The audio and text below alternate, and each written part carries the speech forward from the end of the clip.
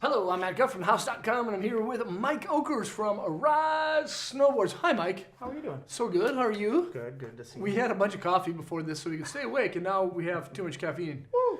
Yep, party. This is a really great board. This is the Kink, a board that's been in the line for a really long time. Almost as long as you've been working with Ride. This thing's way older than I am. Is it really? Yeah. Oh, yeah. Wow, longer than... Almost from the beginning.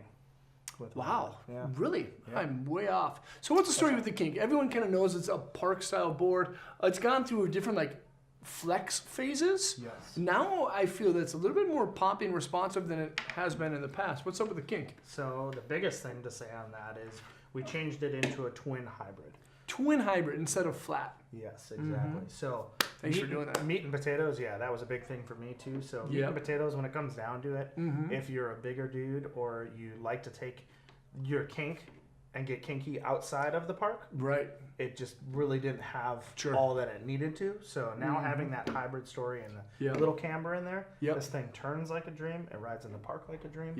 And it's got a lot of bells and whistles for the price point that it is. Sure, because it has. Well, along with that camber, it's not a full camber story because there's a little bit of is it flat or reverse camber there? Just reverse camber on the on the nose and the tails. Yep. So it's gonna be it should feel the same riding regular as it does switch if you have the skills. Correct. Yeah. That's a funny thing. A lot of people are they'll leave a comment on the channel, which is great. Thanks for leaving comments, guys. But it's kind of funny. Sometimes I'll run across a twin board review where someone says it doesn't ride the same regular as it does switch. I'm like, well, are you just as good riding switch as you are regular? That could be a huge factor. Yeah, that could be. That could be. But this is a Kink board, and you can ride it both regular and switch. It should feel the same. Yeah, twin. Right. Why do you think people ride it so much in the park? It's now, it's always been one of those boards that was a little bit softer flexing. Yeah. So I feel like the park kids that were getting out on it before, they wanted something that, is able to butter, is able to press rails, do, small tricks. But the kids that are doing small tricks, hey, those small tricks aren't that small anymore. Right. They're bigger, so you need something. And as that kind of clientele grew, they grew into a point where they need to do something a little bit bigger than hitting a 2-foot jump onto a rail. They're doing a 50-foot gap to a rail now versus doing just a little ride on. Tranny finder. Exactly. Right. Exactly. Right. I used to work with a kid. Not a kid anymore. He was in his late 20s.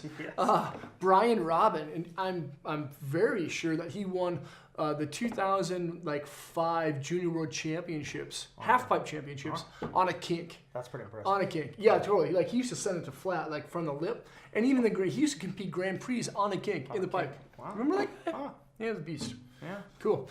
So you were saying that it has a lot of bells and whistles. So what other, besides the profile shape, what else does it have that would kind of cater towards that freestyle rider? So it's tough to see on a video standpoint, but we've got a roll-in slime wall. What's that? So not necessarily just our straight slime wall. So we've got a regular slime wall, which is a 90-degree, basically to the top of your top sheet to the base of your bottom. This one rolls in, so we spreaded it out, so it starts further into the board. Okay. So the slime wall actually does. Yes. Yep. So durability-wise, when you're beating this thing on a rail, it's going to take a licking and keep on ticking. Yep. You're going to have less breakdown. What it correlates to is less breakdown on your top sheet, your base, and your interior. So gives you a better feel there. We're also able to thin out the board quite a bit more. So you're getting, more response and flex out of the board than you normally would. So and it's probably better weight. Yeah, definitely. You cut a little bit of that up. Something I can do. Right. Lose some weight. But same. Yeah, me too. Everybody needs to do a little something. Donuts are great though. So you've got that going on, so it's good there. Sure. Double impact pads underneath the foot. I think that's one of my favorite things about a lot of the ride boards is that those impact plates, or this one's the double. This is a double. So it's basically just more reinforced fiberglass underneath the flex zones where you normally break a board. Exactly. Because every board basically breaks right here or right here. Cush for the push. Cush for the push, and that's just basically impact plates. Yeah, definitely. Yeah. So that part of it's great, but I think one of the biggest points in the park too, obviously slime wall is huge. Yep. And that roll-in slime wall is huge. But we changed everything on our base to do no more die cuts. Oh. So we're not going to have those pop-out problems. Right. You're not going to have anything, you know. So if you are really aggressive with your board, it's No die cuts can pop boom, in. one base. You're That's good. a huge issue for kids. Oh yeah, definitely. You know, Definitely. man, that's a smart move. Yeah. And now, is this extruded or is this centered? That one is centered. Is it centered? So it got bumped up to a little bit better base Cool. as well. And so. it's one piece too, so Exactly. that's really nice. Yeah, definitely. So this is it's had the same shape. This is for the last 2 years, right? This will be the second. third year of this shape. Third year. We're kind of on a rebuild with this. Okay. We did some great graphics in the last 2 years. Yeah. With this renowned skateboarder and skateboard owner. Yep. And Sean Cliver, great dude. Yep. Great dude. Yep. He's got some out there designs. That's so right. I think we had the guy taking a poop on a board. Yep. Everybody poops. Right. It's great, and it clicked with that market were that skater influence guys. Yep. Where we had, numbers dwindled because mom's coming in and she doesn't really like to see that on a board. So now we've got a direction and a story here with the shape. With all the new bells and whistles, and then on top of it, we've got a pretty consistent graphic, which has been showing very well with our skate group and guys that would be riding. That's this. right, and it's Durham. Durham did this. Yes. Yep. Yes. Durham did the graphic. Well, he shot the photo. Shot the photos for it. So okay. He's a local guy in Minnesota. Yeah, he is. Make friends or die. Exactly. He follows our riders around and does real great by them. So this is kind of his thing. There's 3 different graphics on this board. So, great. So it varies where you go. But here we have the great day. Yep. Everybody wants a great day. Thank you.